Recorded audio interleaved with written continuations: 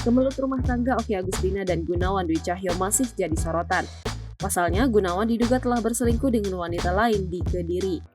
Usai ramai beredar foto-foto diduga penggawa Persik Kediri itu dengan wanita lain di media sosial, Oki Agustina disebut sudah mantap untuk melayangkan gugatan cerai terhadap sang suami. Seperti diketahui, salah seorang kerabat Oki Agustina menyampaikan bahwa mantan istri Pasha Ungu itu akan melayangkan gugatan cerai kepada Gunawan. Terlebih, sebelum isu perselingkuhan ini mencuat, Gunawan sempat menalak cerai Oki. Jadi Gunawan itu kurang lebih sebulan yang lalu sempat talak Oki tanpa alasan yang jelas. Nah, karena kejadian ini ya udah dikabulin aja, ungkap Oki Agustina yang disampaikan kerabatnya Minggu 5 November. Ia mau ngajuin gugatan cerai Oki. Udah sempat teleponan, Oki nanyain soal isu tersebut. Ya nggak bisa ngomong apa-apa lagi, namanya juga udah keciduk.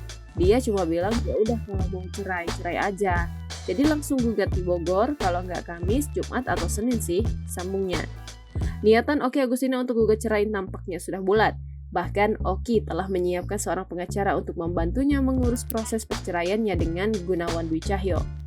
Hal tersebut terlihat dari unggahan terbaru Oki di Instagram Stories-nya yang menampilkan potret keponakannya yang telah menjadi seorang pengacara.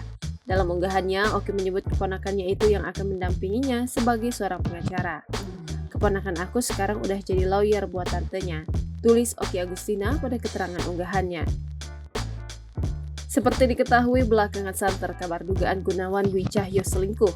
Pasalnya beredar foto-foto diduga dirinya jalan dengan wanita lain saat tak di sisi Oki Agustina. Gunawan pun telah buka suara terkait isu perselingkuhan tersebut. Ia mengakui kesalahannya telah menghancurkan rumah tangganya. Download Tribun X sekarang, menghadirkan lokal menjadi Indonesia.